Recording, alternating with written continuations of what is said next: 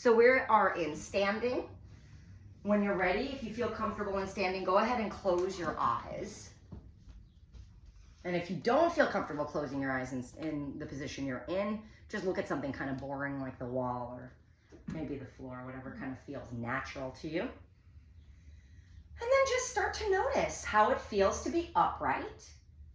We are the only bipedal mammal on the planet, so it's quite a feat that we are able to do what it is we do every day, and we're able to defy gravity in the way that we do and stand upright. So think about all of the work that goes into being upright, particularly along the back side of your body. So go ahead and just notice your spine. Posture is one of our somatic channels that allow us to notice what's going on for us. So in your posture here and now, what are you noticing? Are you trying to have like a really good like class posture? Are you standing kind of like, I don't really care? Does it feel like you're shifty, you have your weight more on one side than the other? And if you know you're a person who generally stands with weight more on one side than the other, are you clear on which side it is you tend to lean to? It's funny because our bodies will automatically go to certain postures, and then we start thinking about it, and I'm like, I have no idea what I do. So just noticing that maybe.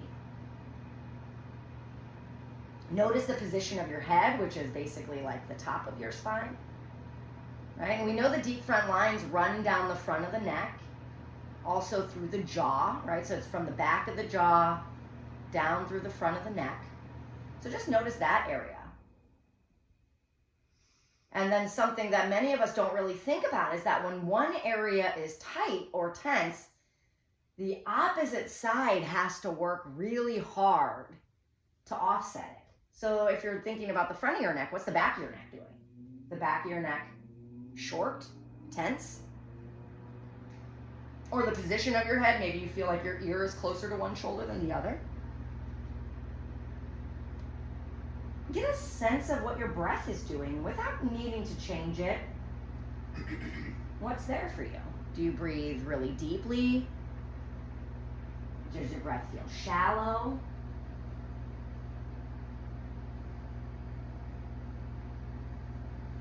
And then start to bring a little bit more of a deep and intentional breath into your body. And as you do that, and as you deepen your breath, I want you to notice that whether or not you tend to tense up as you breathe in deeply, or if you relax as you breathe in deeply. If there's tension on your deep breath, my invitation to you is to see if you can breathe deeply by softening. Could you imagine the inner space of your body being soft, pliable, marshmallowy, gooey? And what does this idea or sense of softening create for you in your breath? Versus hardening, tensing, working.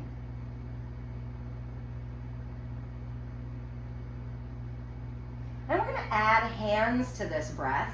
And here's what I want you to do. I want you to move your hands down your body during your inhalation or exhalation, and then up the body the other way. And I want you to just go up and down your body. It doesn't matter which way your hands go on which part of your breath, but it follows the tempo of your breath. So on one part of your breath, your hands are going to move down, and on the other part of your breath, your hands are going to move up. And then and it doesn't matter how how quickly or slowly you breathe, but your hands are going to move with your breath. And just do that for a little bit. Inhaling and exhaling, move your arms, hands coming up, and coming up, and the hands going down.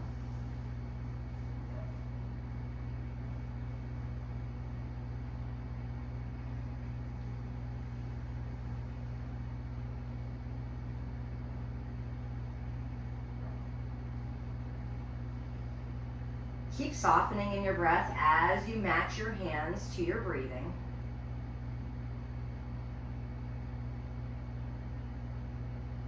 And now I want you to notice, keep going with your hands and your breath. I want you to notice which way your hands move when you inhale.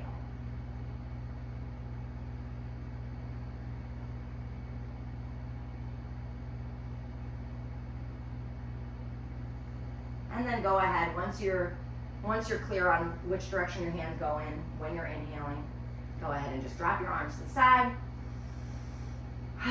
Take a few, just maybe normal breaths, shake or move around, or if there's any kind of expression your body wants to make right now, go ahead and let it make that. Sometimes you just need to move around. It's cool. All right. So now we're going to be a little more intentional with our breath in our hands. And here's what I want you to imagine. As you inhale, your breathing diaphragm moves down your body. And as you exhale, your breathing diaphragm moves up to expel the breath. So on an inhale, what I want your hands to do is move down your body. And on an exhale, what I want your hands to do is move up the body. And as you inhale and your hands move down the body, I want you to think about your belly filling with air. And as you exhale and your hands move up the body, I want your belly to kind of collapse from the emptying of the air.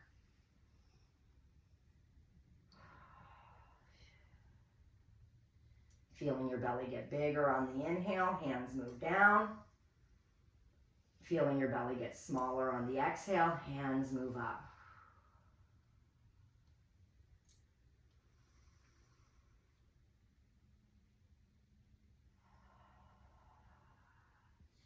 And keep going in that pattern. Inhaling, belly gets big, hands move down. Exhaling, belly gets small, hands move up. And just notice if there's any movement in your spine as you do this. As you inhale, does your spine move forward? And as you exhale, does your spine come to neutral?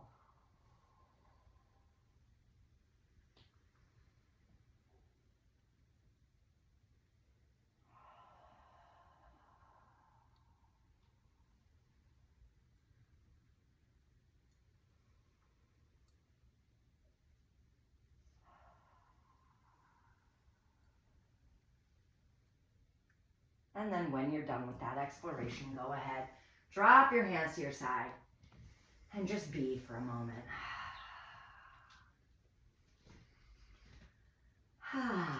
So breathing moves our entire body, or at least it ought to, right?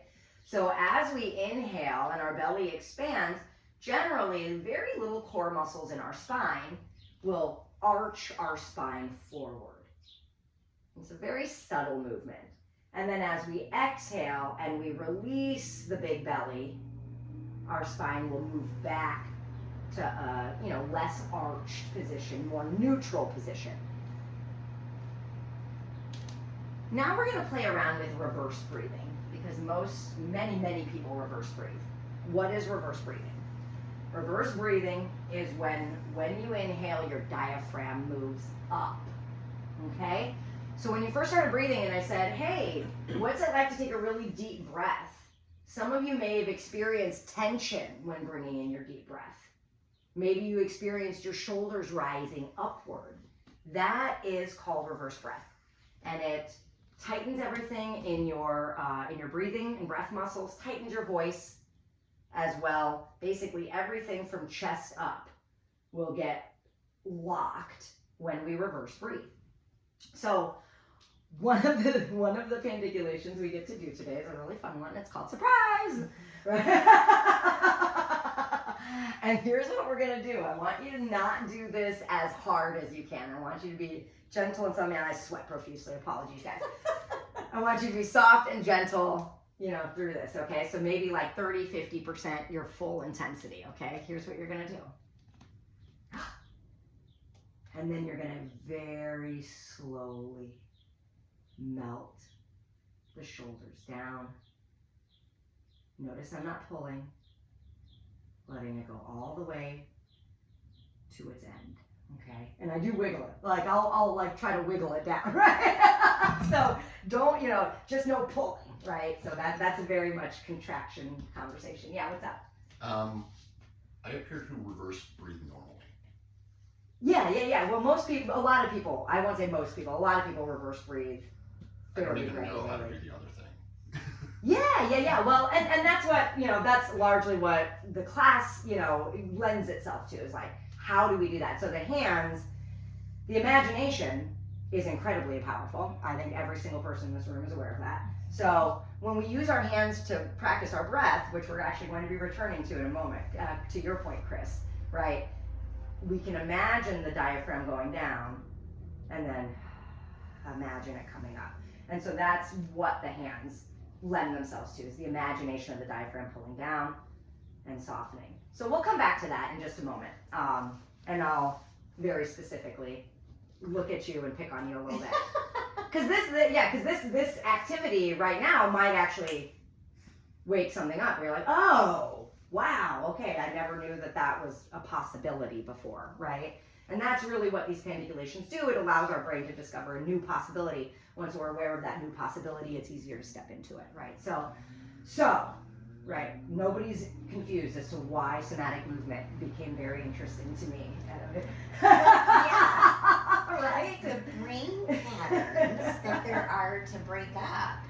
Mm-hmm. Yeah. The consciousness it requires is as full body as the work itself. Yeah. So Yeah, it's a wild ride. Yeah. I found it like right around the time that I started Landmarks. So Okay. Whoa. All right, so let's play. So here we're gonna do surprise. All right, so, and you have to make the noise too, right? That's like, you have to do the noise because that's part of it. That's part of the pandiculation, okay? So here we go. Go ahead and close your eyes. We won't watch each other do it. So here we go. 1, 2, 3. And then as slowly as you can, notice your face kind of letting go of its expression, the shoulders melting. Take as much time as you can. Do as much breathing as you need to as you do it. Coming all the way till your shoulders feel like they're resting on your ribs. And then take a few breaths to just take a moment to feel.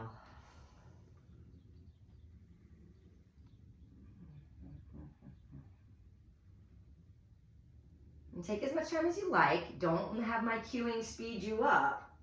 And when you're ready, we're all friends here. You can make all the noises you want. When you're ready, we're going to do it again, okay? So go ahead at your own pace whenever you're ready. And then we're slowly releasing. Good. Notice all of the things that are connected to this. Maybe your belly is tense. Maybe your back is arching. Make sure to let all that stuff go too. Having it come all the way to its natural end. And then take a deep, relaxed breath when you get there.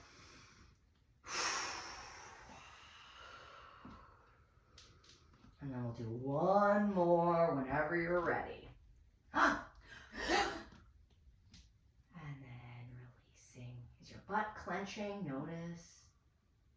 Does one side like a little harder than the other side? That's what I'm noticing right now. Just noticing the patterns. And most importantly, noticing how it feels to let them all go. Once you're at the bottom of that, I want you to go ahead and just start breathing normally. And I want you to breathe normally and deeply. So we're going to go back to that intentional deep breath here. And as you bring that intentional deep breath in, I want you to imagine, you can use your hands too, as you inhale, your diaphragm moves down. As you exhale, the diaphragm moves up. Another way to soften this is breathing through the mouth. Mouth breathing can be a really great way to really get connected to the softness. Good, good, good, good, good. Inhaling, coming down. Good, good,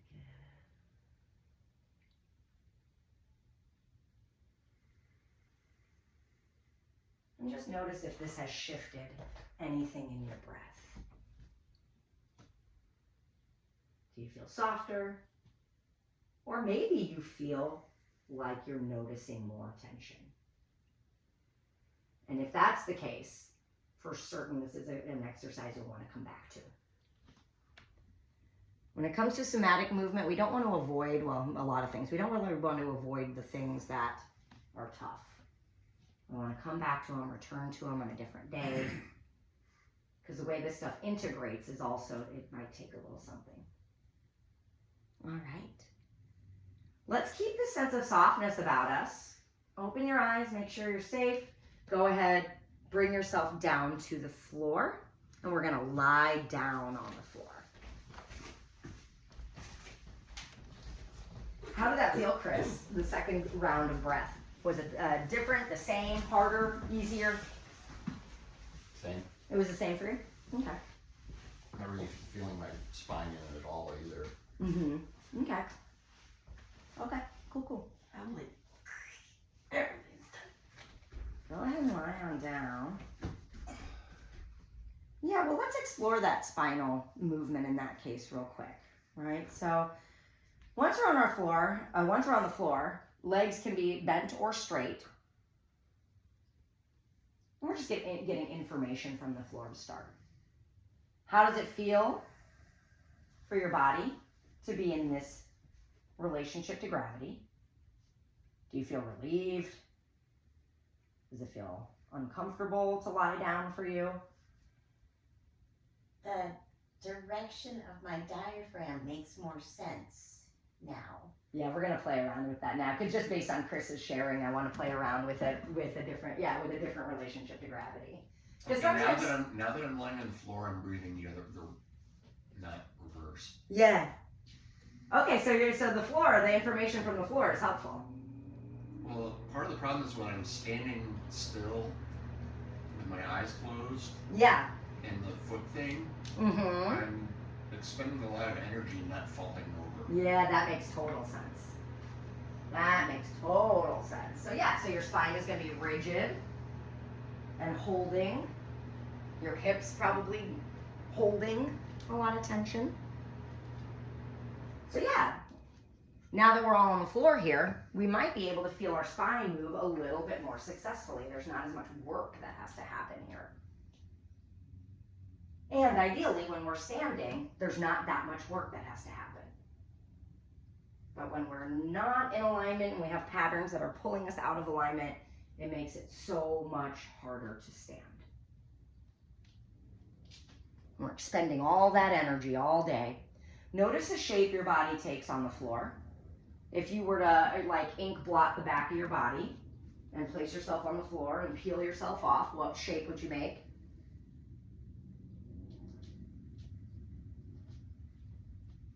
And then when you're ready, go ahead, bend your knees, place your feet flat on the floor.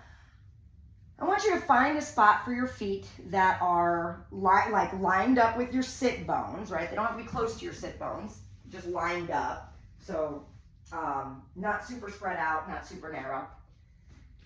And then also finding a spot where you're not so close to your hips that your knees are grabbing, but not so far away that your flexors, the fronts of your hips, are grabbing. Try to find the sweetest possible spot for your feet.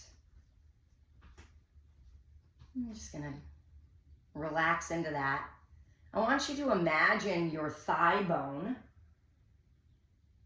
kind of just resting in the socket of your hip.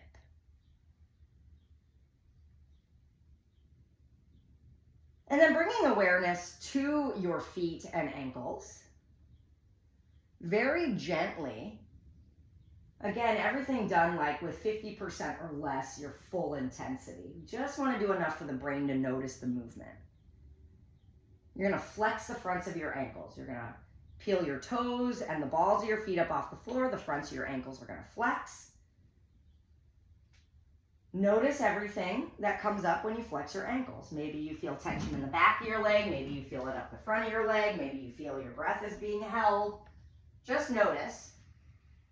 And then very slowly, I'm going to have you bring your toes and your feet back to the floor. I want you to imagine the fronts of your ankles getting longer and softer.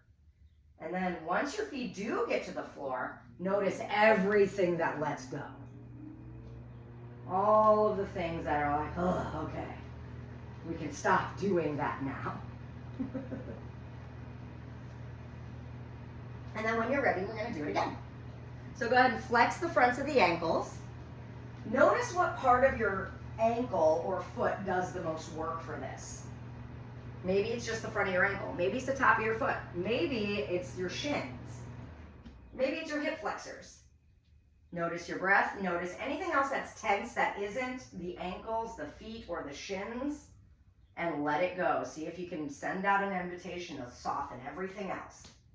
And then when you're ready, slowly release the feet, expanding the front of the ankles, making them long, and then totally relaxing the feet down. Notice everything that relaxes once you get there. Now we're going to do that movement again, except this time now what I want you to try on is having the feet do the majority of the work, so the tops of the feet. So how are we going to do that? Let's start by flexing the toes up and away from the floor, keeping the balls of the feet on the floor. Now we have the tops of the feet working. Now go ahead and flex the fronts of the ankles and notice how much less work that might feel like to you. Or maybe that feels like more work. Take a moment, soften anything that isn't the fronts of the legs, fronts of the feet, fronts of the legs. Everything else can soften, including your breath, including your back, and then very slowly release the fronts of the ankles, softening, lengthening, and allowing. Any jumpy, jerky, shaky as you soften the fronts of the ankles and bring your feet back to the floor, just do your best to smooth it out, coming all the way back and totally resting. Very nice, very nice, very nice. Now, if you started with your legs straight, go ahead and straighten your legs. If you're more comfortable, knees bent, feel free to keep knees bent. But let's just take a moment to notice what that may have shifted. So almost every little move, every little pandiculation we do will shift something in the body. So your body might show up a little differently on the floor now than it did before. So just notice that. And then when you're ready, bend your knees, place your feet flat on the floor. This time, your feet are going to be a little bit wider than they were last time. So maybe like about as wide as the edge of your hips. Here. Doesn't have to be super duper wide, but just not super narrow. And then let's go ahead, let's start with the right side actually. So let's straighten the left leg. And we're just going to work with righty for a moment. Allow your body to settle into this position on the floor. Notice what it's like. Now we're going to do a movement of the foot that is going to impact the entire leg. The name of this game is having the foot connect to the hip. Okay? This is called hip triangles. Chris and Missy, you're very versed in the hip triangle at this point because I put these into almost every class. I highly recommend doing this movement all of the time. Okay, it's called hip triangle. We're expanding basically the width of the front of the hip. Okay, so from pubic bone out to the bony protrusion of your hip, we're going to soften that. You can put your hand there if you want. Middle finger, fingertips on the mons pubis, and then the base of the hand, or near the wrist to the bony part, if you like touching. And that's, good for your somatic experience, right? It'll be on the bent knee side that we're going to be working with. And then your right foot, what it's going to do, and again, only 30 to 50% your full range of motion, you're going to tip over to the big toe side of your foot. So your foot's going to roll, your knee is going to move toward the big toe side. So we're working with the bent leg. So the big toe side of the foot is going to tip in, and notice what that's like. So the big toe side of the foot leads the knee toward the middle part of the body. Good. Notice what that's like for you. Notice if you're holding tension here. We're narrowing the front of the hip here, and we're using our adductors, our inner thigh muscles to do it. Can you feel your inner thighs lighting up here?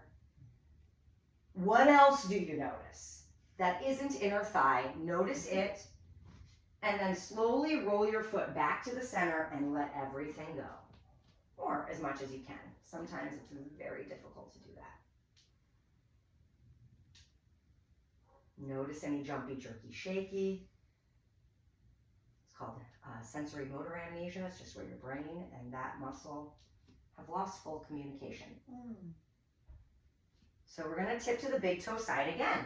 So big toe side of the foot, the knee is going to come in. The inner thigh is going to light up.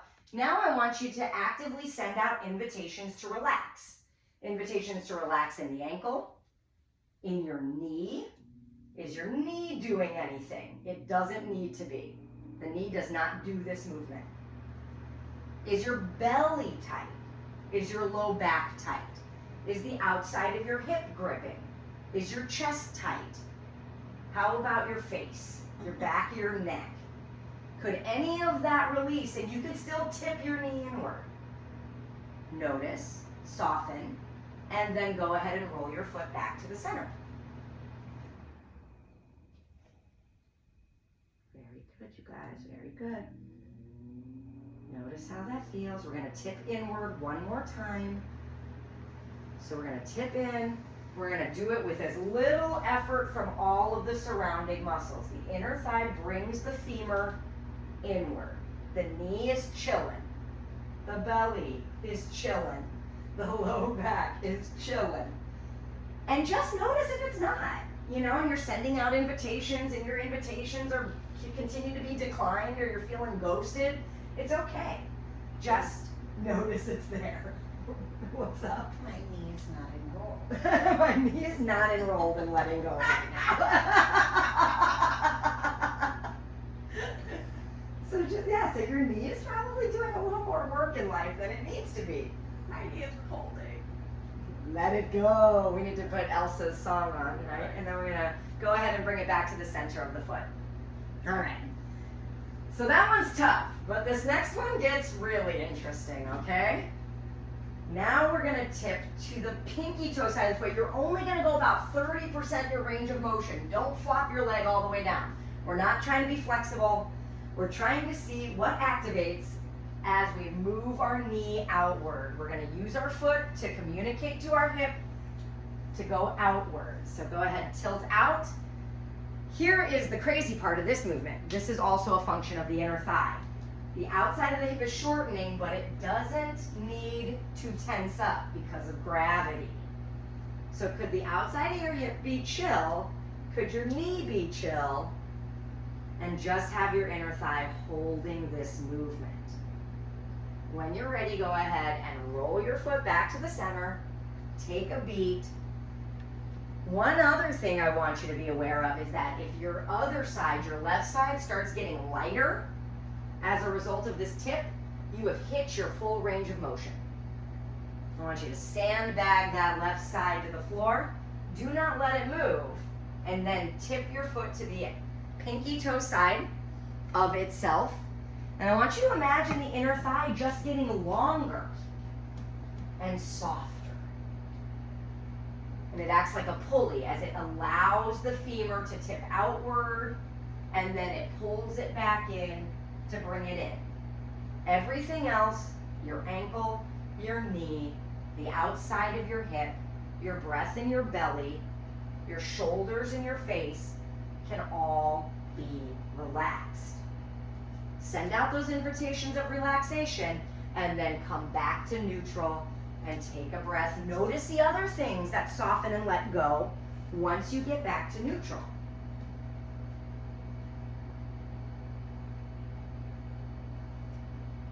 Very good. Let's do one more, or just finish the one you're on, either way. Pinky toe side of the foot. The knee is chilling, the outside of the hip is chilling.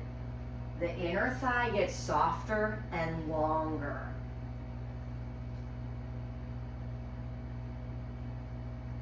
And just be with what's ever there. If there's any emotion coming up about this, notice it.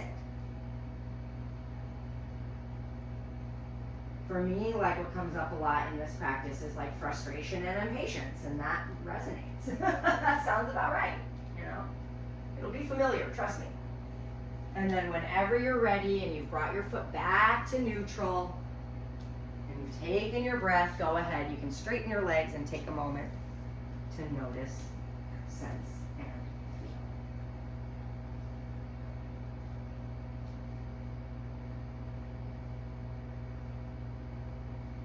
Notice now how your body feels against the floor. Notice if anything has changed about the way your imprint shows up. Sometimes after doing one side, you feel really asymmetrical. Sometimes after doing one side, you finally feel symmetrical. But we're still gonna do the other side. That's okay. Just notice what's there. Notice how you feel. Notice how your spine feels on the floor. Notice how your breath feels. And then when you're ready, let's bend the left knee. Placing that foot flat on the floor, not too close to your other leg. So there's a little bit of spaciousness to tip inward without too much strenuousness. Let that femur kind of settle into its socket a little bit here, soften in the socket. We're gonna roll to the big toe side of this foot. The ankle is gonna be chill. And you're gonna notice what lights up on this side. You'll probably notice that it is different than the other side as we tip into the big toe side of the foot. Good, good. Yeah, there you go. Feel that inner thigh light up, but feel everything else that comes online as well. And then when you're ready, rolling foot to the center, and notice all of those things. Let go once you've made it back to your neutral position. Good, good, good. Feeling the knee, letting go if you can. If you can initiate the movement without the knee, play around with that. And then when you're ready, tipping to the big toe side of the foot. This time, once you're tipped inward, we're gonna take a moment to send out invitations. Sending it over to the right side of the body. Hey, right side of the body, you could chill. Sending it over to the hip, the belly, the back, the breath, the shoulders, the face. Everything could relax except the inner thigh. And then rolling back to the center of the foot once you're done with that exploration, and taking as much time on each exploration as you care to. Taking a beat, taking a breath, and then doing it again when you're ready. Tipping to the big toe side of the foot, pausing, softening anything that isn't inner thigh. We got narrow front of the hips. When we soften everything, we can soften and widen our hips, creating more spaciousness here. When you're done with sending out all the invites of relaxation, always feel free to just roll back to the center. Take a relaxed breath. And then soften anything else. These processes are moving at lightning speed in our bodies, right? So it takes a lot, and it takes a lot of focus to notice them. Let's go ahead and do one more. Just finish the one you're on. Tipping, narrowing the hip, noticing, softening. And then coming back to neutral when you're ready.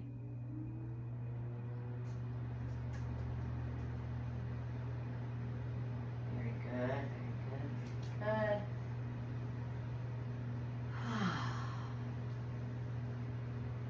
All right.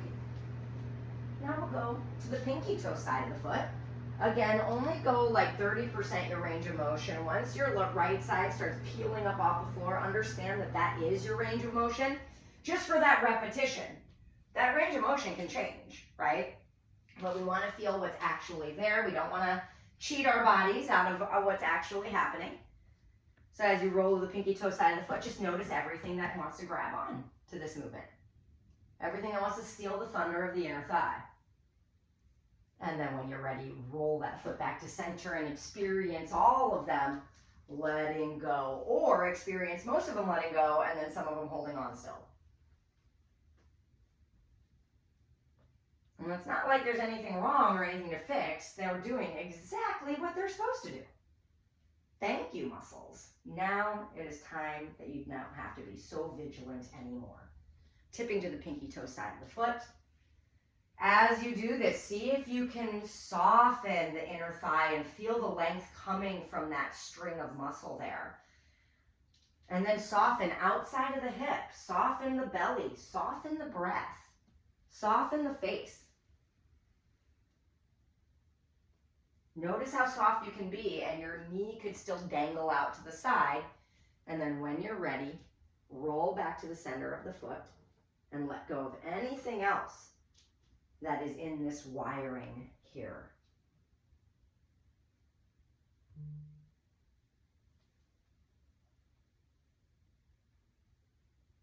Always being in the inquiry of, what else could I let go of?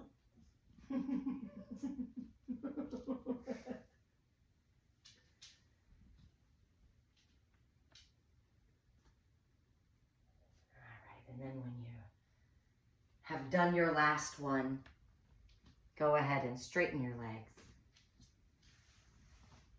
Take your time, no rush. And now noticing how things are showing up. Any wiggling you need to do, by all means, do the wiggling. Any movement at all. We don't want to cut off movement from the body. And I wiggle a lot during these. I'm a wiggly person. Okay.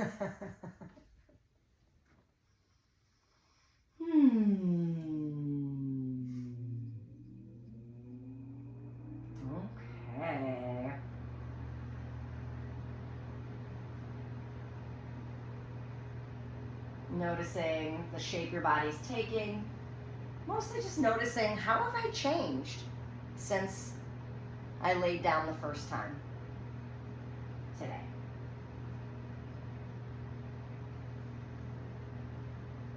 And then when you are ready, let's bend knees, place feet flat on the floor.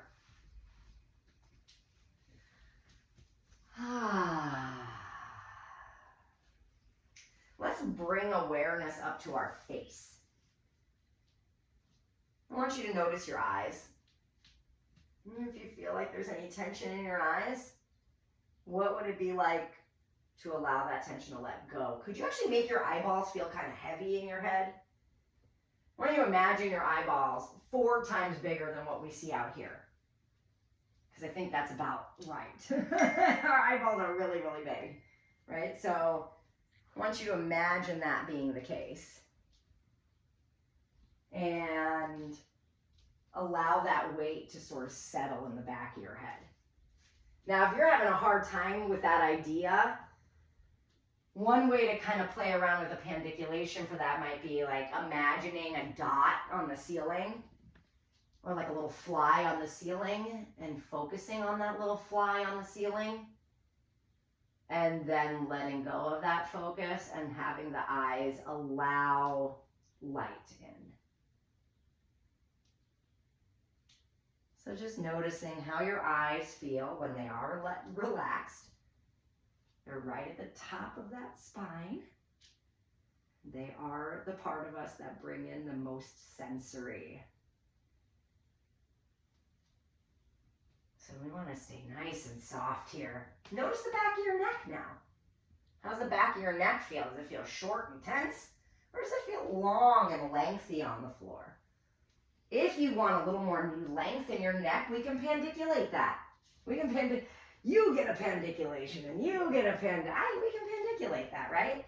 So here's how we pandiculate the back of the neck. Very gently, again, 30 to 50% your full intensity. I want you to tilt your chin toward the ceiling, shorten the back of your neck. Feel the tension of the back of your neck. Notice, and then very slowly feel the back of the neck get soft and long on the floor as your chin gently comes back down toward your throat. You can pandiculate anything. It's infinite. And I want you to imagine your yawns. Yawn is a pandiculation of the diaphragm. It's a way of the diaphragm just releasing the tension from itself, getting the air in, right? So we can pandiculate anything. So eyes are relaxed, the back of the neck. Sometimes I like to imagine there's like a little hammock in the back of my neck and it just gets to chill out in and drink a pina colada. And then I want you to take your right finger and I want you to put it behind your ear. There's a little divot right behind your earlobe here. A little divot there behind, like right behind your jaw. This is the top of a big neck muscle called the SCM. And I'm going to have you take that finger and I'm going to have you draw a line down to your collarbone at the center, right at the base of your neck. The bony protrusion of your collarbone at the base of your neck. And that's the SCM, sternocleidomastoid, big neck muscle. And then take your finger and draw on the clavicle out to the bony part on the shoulder. And then take that finger and draw from the bony part on your shoulder up to the divot behind your ear. And we've just created a triangle. This is called shoulder triangles. And so if you want to trace over that triangle a couple times to get it into your brain, this is the triangle we're working with. This is the triangle we're going to keep super duper soft in this next practice. Once you understand where that triangle lives, you can go ahead and rest your arms down. Check in. What are your eyes doing? What's the back of your neck doing? Sneaky deaky little things there. Soften. And then turning your head toward the right, only go as far as it's truly easy. The moment you have to push to turn, that's your range of motion. So roll your head to turn toward the right. Imagine that triangle, what it looks like now, behind the ear, down to the clavicle, out to the shoulder, back up to behind the ear. Keep it soft. And then I want you to, 30 to 50%, your full range of motion, open your jaw. Open your mouth, I should say. And then close your mouth, but don't bring your teeth together. Just bring in lips together. And then open. Close, keeping everything soft, keeping jaw soft, triangle soft. And then lazily roll your head back to the center and over to the left. Only go as far as it's truly easy. Now imagine your triangle on the right side there, behind the ear, down to the collarbone, out to the shoulder, and back up to the ear. Keep it soft. Open the mouth. Close the mouth. Keeping everything soft, open the mouth. And close the mouth. And then you're going to roll your head lazily through the center and back over to the right. Soften the eyes, soften the back of the neck. Once you're over to the right side again, imagine that triangle on the right. Open the mouth, close the mouth, open the mouth, and close the mouth. And then go ahead and roll your head back to the center. Good, you guys, really nice, good. Take a few moments to breathe here, noticing your breath, noticing any muscles holding tension right now that could be let go, unnecessary tension. We're on the floor, so almost all of it is unnecessary, if you're wondering. And then let's take your left finger. Go to your left ear, divot. Top of the sternocleidomastoid. We're going to trace on that SCM, coming down to the bony protrusion of the collarbone, out to the bony protrusion of the shoulder, and then up the side of the neck, back to the divot behind the ear. And then you can trace over that triangle a couple times if you want. For some people, the touching the self is really helpful. For some people, it's not. So, and then once you have that triangle in your imagination, you can go ahead and rest your arm. SCM and scalenes right there. We're going to keep them nice and soft in this practice. When you're ready, I'm going to have you turn your head to the left. I want you to only go as far as it's truly easy. We don't want to push. And then when you're ready, with soft eyes and soft back of neck, open the mouth, close lips back together, open, staying as soft and as lazy as you can, and then closing. And then we're going to roll the face back through the center. We'll go to the right, only going as far as it's truly easy. And then we'll open the mouth and close the lips. And open and close.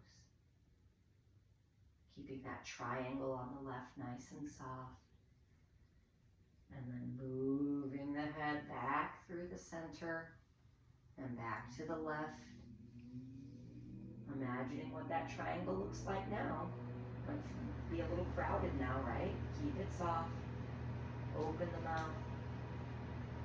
Close the mouth. Open the slack jaw. Close it.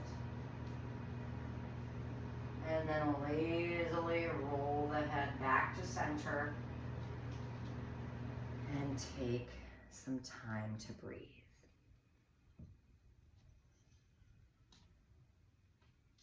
Go ahead, if it feels comfortable for you to straighten your legs, go ahead and straighten your legs, and let's just take a moment to feel how everything feels now.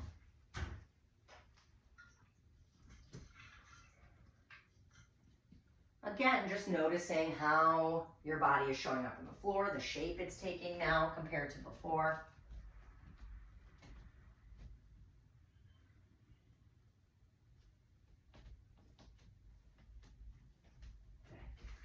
Notice your breath. Oh, and just your overall sense of yourself here.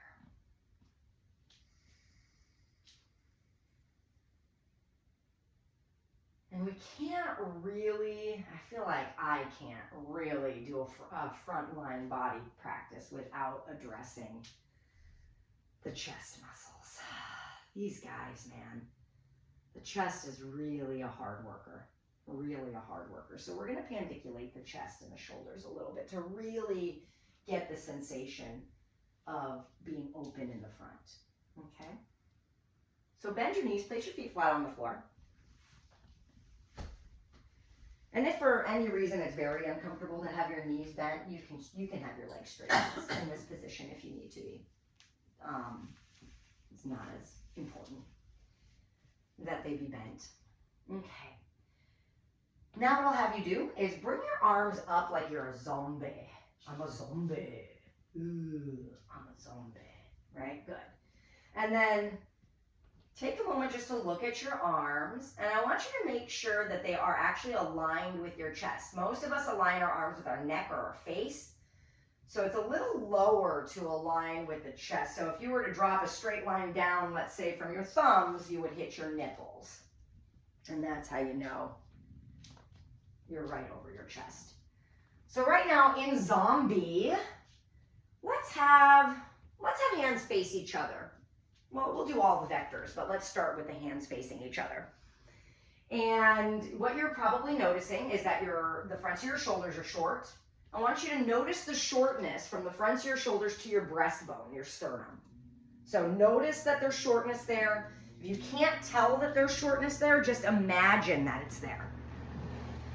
Now what I want you to do is do, again, just 30% your full intensity. I want you to reach toward the ceiling. Or just like, imagine there's a ribbon, like ribbons tied to your wrists and someone's pulling you toward the ceiling.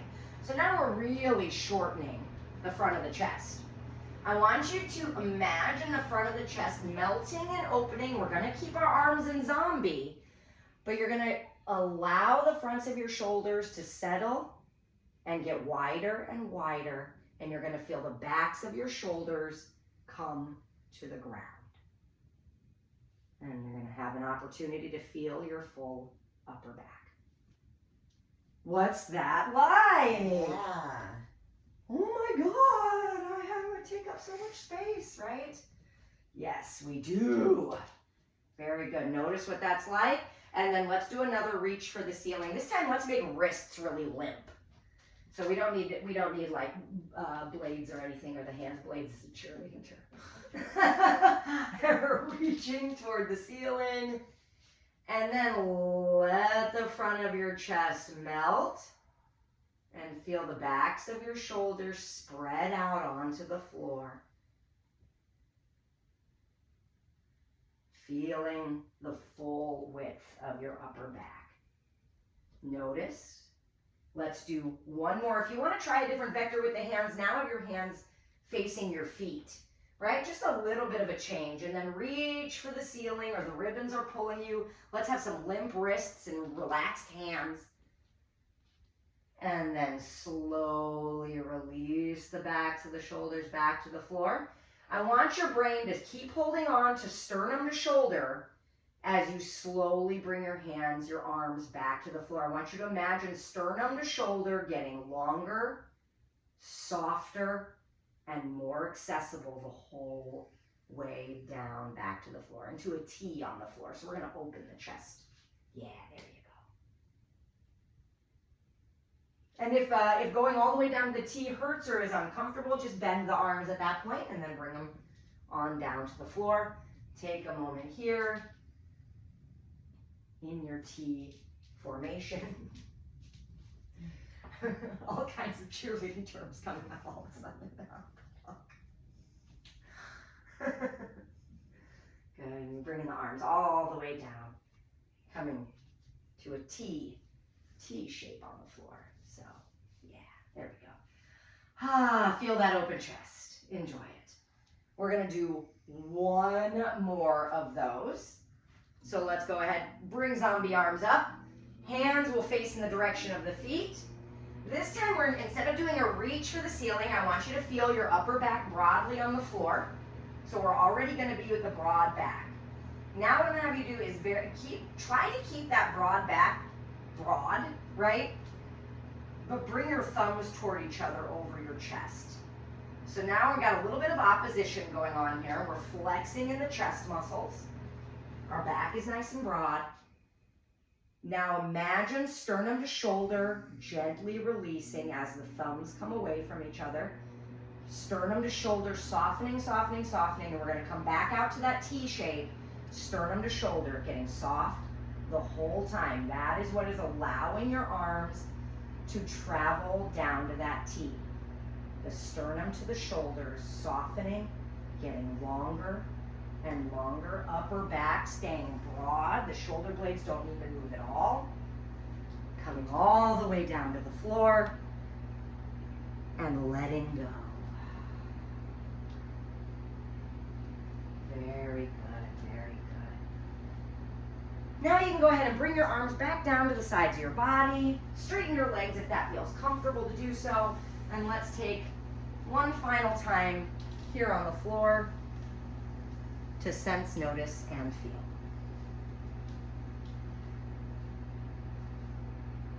Notice how your body feels on the floor. Notice what has shifted or changed since when you started today.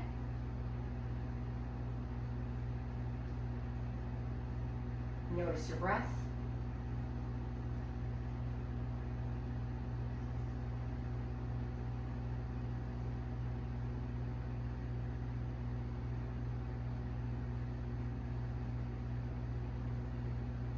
Imagine imagining that breath moving down as you inhale and up as you exhale. And if working on the reverse breathing is easier on your back, then my recommendation would be to start with what's easy and then go up to standing. You always want to start with what's easy. Start with what moves. One of our principles. I want you to keep this sense of softness about you, including in your eyes. So let's check in. Eyes are soft and relaxed. Keep the softness in your eyes as you open them. Keep the softness in your body as you start to motor plan standing up, because we are going to get back to standing. So just kind of be in the planning phase of that. In your plan, I want you to include that you're going to roll to one side of your body to lazily help you up to a seated position. And in your plan, from the seated position, you're going to put your feet beneath you and you're going to send your head upward. Okay. Whoa. Crazy. So go ahead when you're ready, making your way back to standing. Finding the firm grounding underneath of you when you do get to standing.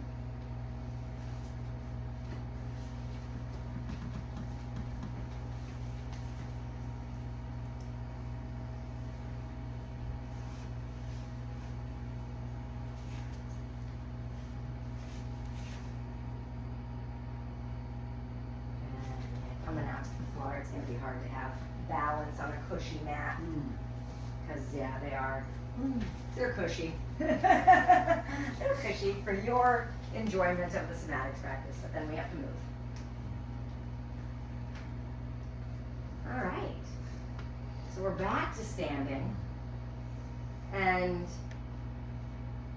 you know, either staring at a wall or closing your eyes.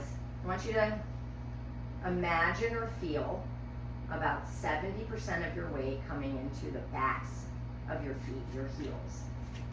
So most of your weight's going to be sent to the back of your foot as you stand here. Your knees are going to be straight but soft, so notice that. And then I want you to imagine that there is energy traveling up the front of your body, over your head, and down the back. And as it travels down the back of your body, it kind of gently tracks your spine so that your tailbone gently pulls toward the floor. So it's just an imagination, maybe a little movement. Inhale, well, doesn't matter, inhale or exhale. Energy up the front, over, and down the back. Up the front, down the back. You can match it to your breath. Just noticing your structure here, and then imagining your chin gently tucking towards your throat and the top of your spine pulling toward the ceiling.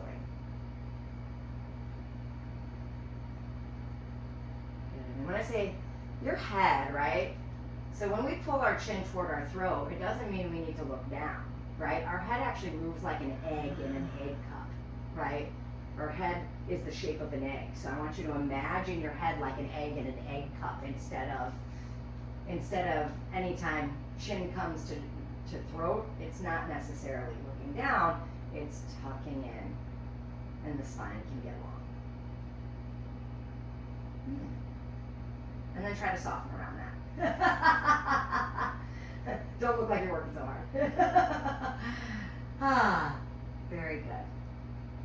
All right, how's everybody feeling? We got about, how are we doing on time? We got 10 minutes to the hour. Look at that. Professional. Good. How's everything feel? And you know, if there's nothing, like if you're like in a somatic hangover, right? Like you don't have to share anything. I never share anything after my somatic classes. I always listen to other people sharing, but I barely ever share anything. But I like hearing other people. So I'm noticing how much tension wants to erupt in my neck and shoulders. Yeah.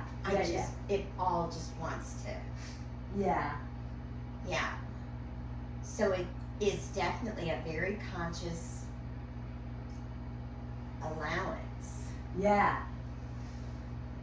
And that's exactly what it is, an allowance, right? Because like we're taught, right, that in our and you guys can sit down and get comfortable again. If you're comfortable standing, great, stay standing. Everybody's different.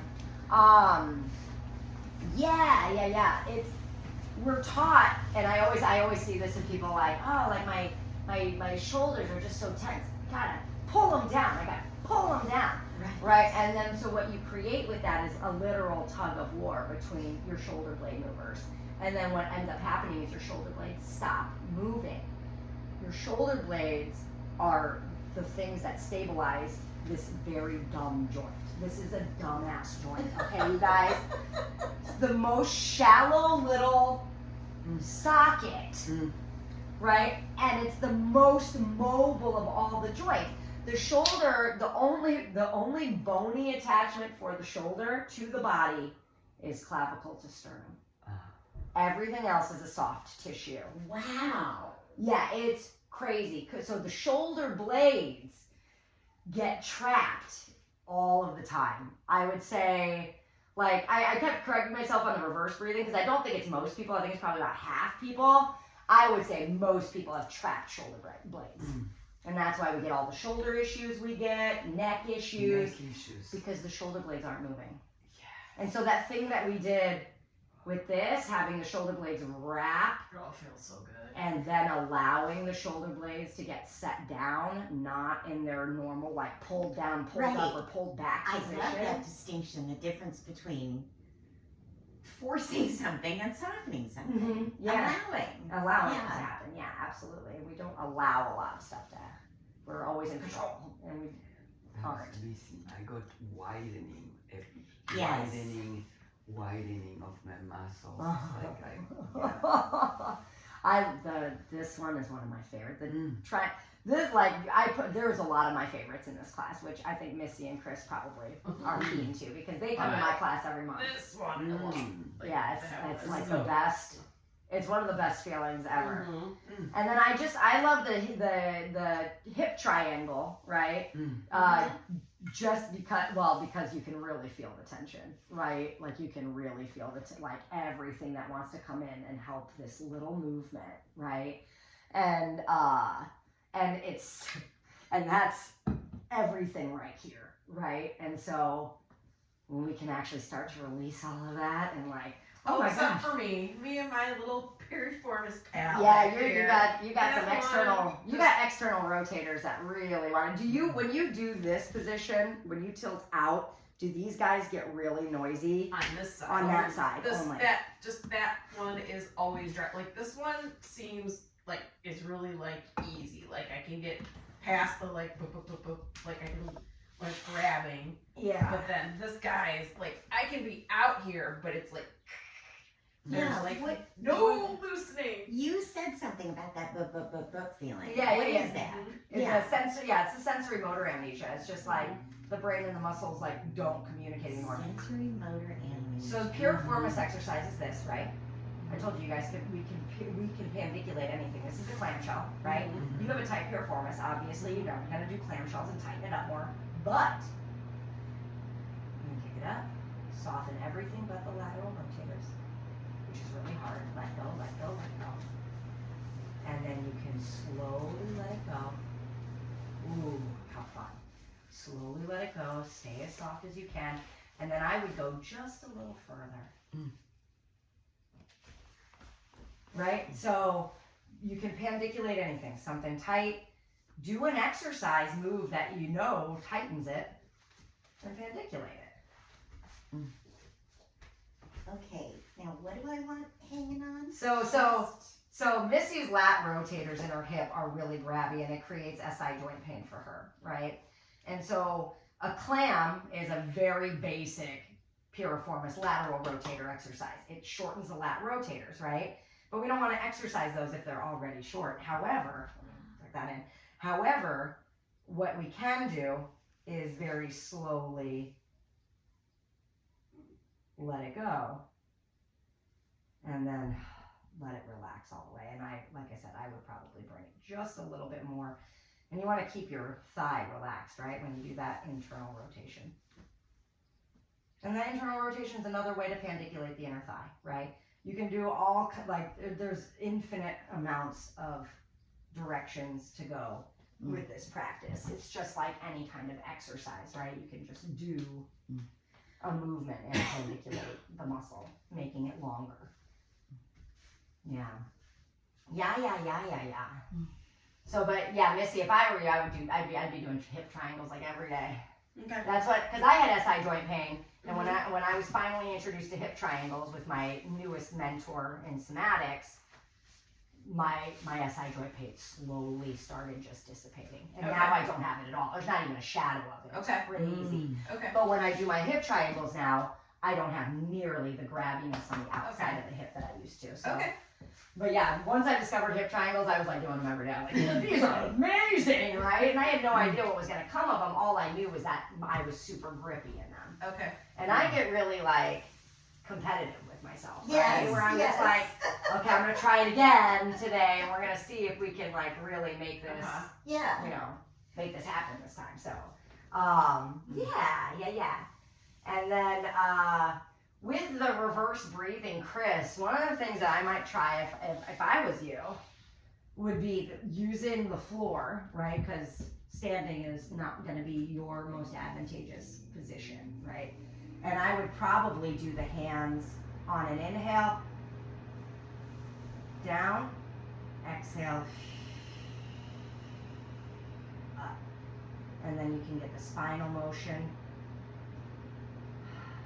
Now, if you really want to get into the movement of breathing, when we breathe, our diaphragm moves down, and all of our rotator joints actually externally rotate if we're moving freely, right? And if we're not, we're stuck. And then when we exhale, so you could actually even just practice like that Okay.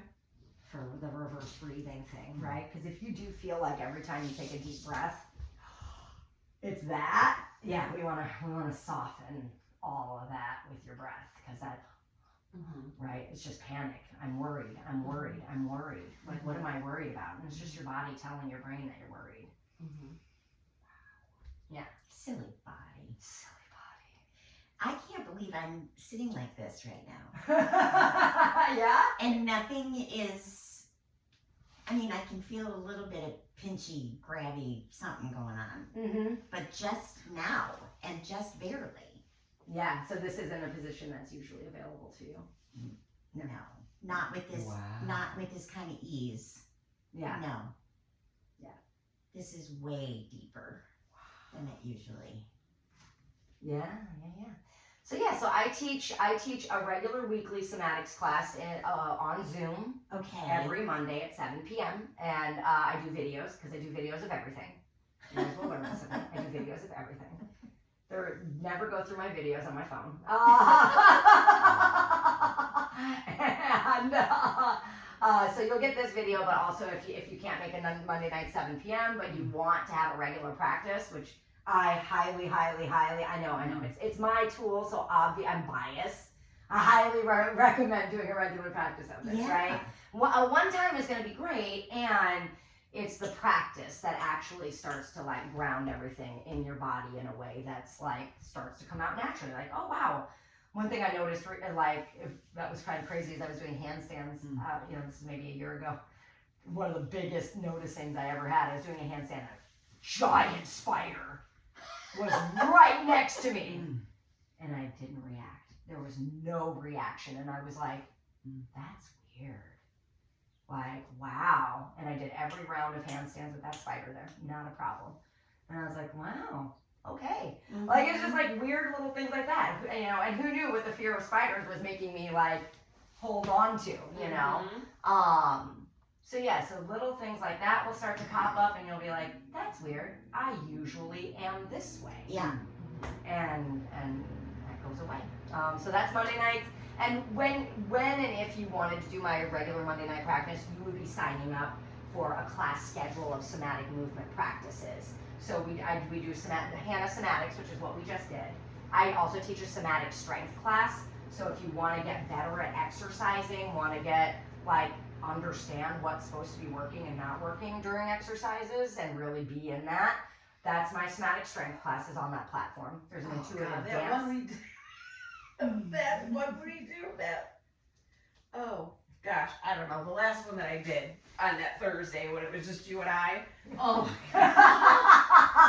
What was that? It was Nobody like- ever comes to that class and I don't understand. Oh my God, no, it was so good.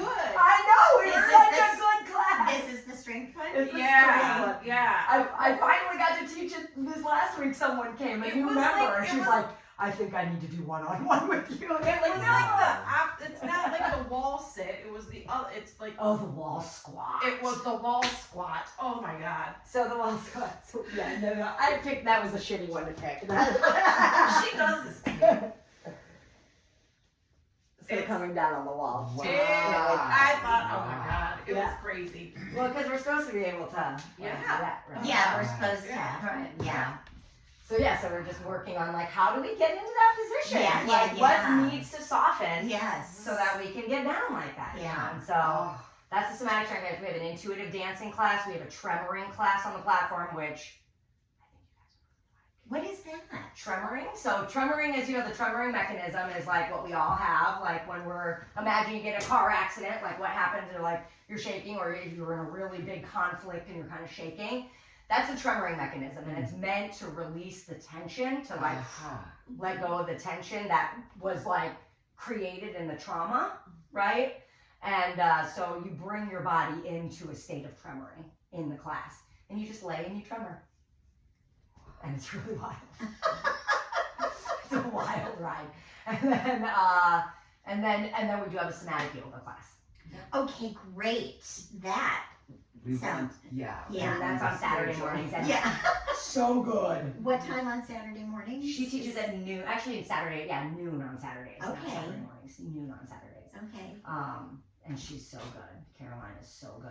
Is that Zoom or in? It's all over Zoom. Yeah. Oh wow. And Sarah. all of our, it's all by video library. We also have a huge resource library, lots of stuff, including like we did workout, like playlists of classes that like relate to the zodiac signs. We're such Awesome. dorks. Awesome. If you want to get more in touch with your Listen, Cancer sign, I just go and do some of these classes. I had my chart done, Yes, this I love year- natal charts. Yes. and what my chart said, among other things, is that I'm a natural athlete, Yeah. which I did not know. Uh-huh. So I've never operated as a natural athlete. Yeah. I've had it that I'm a klutz.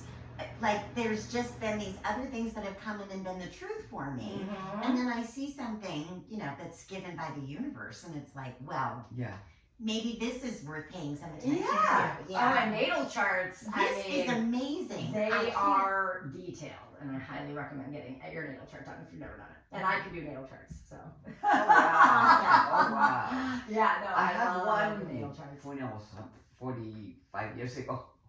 Do you remember any part of it? I have it at home. Yeah, it'll be the Somewhere same. too. Mm-hmm. I've never done it, but I want one now. Yeah, for sure. It's the best. Like the first time I started scratching the surface of natal charts, I took Yeah. a course on money through the natal chart, right? Like who are you in the world of money based on your natal chart? And as I was uncovering all of it, I was like, oh my God, Yeah. yes, that's Yeah. exactly what I do. Oh my God. No wonder. So your natal chart, like based on the time and day you were born, And the place. location. and the And the location. location. What the sky was the Okay. moment you were born. Mhm. Okay. In Interesting. the location you Oh, were that born would be in. super cool. Yeah. Yeah. It's really fun. It's really fun. Oh my gosh, I'm going to get it out when I get Yeah, I know. I need to find mine too. Yeah. Excuse me. I have to go to the door. You can find your natal chart at chani.com, Yes, CHANI.com. And she has an amazing area where you can go get your birth chart, and it dissects the whole thing. Okay, great. Highly You're the recommend. second person to recommend that. Chani, Yeah. she's amazing. That's actually, Wow. I get her, So much. I cannot believe that.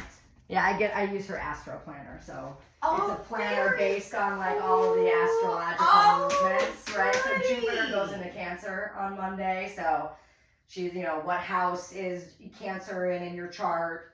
It'll impact this part of your life. And then, like, reflect on what part of your We life can you'd like stop to. at Barcelona. We should. We totally should. I can't get over this. Yeah. Amazing, right? And what's hurt, you know, trying to do this before has been my knee, which I mean, I'm not feeling that pain in my knee. Yeah, we let go of something. But the extension, Sarah. This is unbelievable. This Is unbelievable. Yes. I love it when people get to experience their body. Yes. That's awesome. We come. We know. We're here. We If know. Chris Wyatt is here, you I know, know. there's something. Every time Chris's registration comes through, I'm like, all right, I'm doing something right. I'm like, Kira sent out Savannah. Does he want to go? He's like, yes, please. Yeah. Are you a Landmark graduate as well? Yeah, And participating? not currently. Yeah. No, you did. Actually, Chris did like the full curriculum out for living. So he did SELP, through SELP. through SELP, yeah. And then I did communications, and then now through team. Okay. And you did team 1 last year? Oh, in 2019. Yeah, Oh, we were wow. together. So Yeah. they Yeah. called you from No, I called them.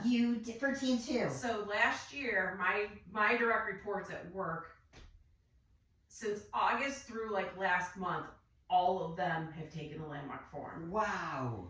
So Wow. whatever enrollment conversation, actually one of them I enrolled, not on purpose, it was just she was on a Enrollment personal journey. happens accidentally more Yeah. often than on purpose. Yeah, for which me. is Yeah. better anyway. So, Right. yeah, Oh, okay, yeah, because because I then yet people think that they came up with it themselves. Exactly. No, because we were having a conversation, and she really has had a lot of like personal things happen, and she just is trying to, you know, sort of find herself and do some things and improve and all, you know, all the things you do when you kind of go or you want to discover about yourself. And so I told her about my experience, and so she wanted to do it.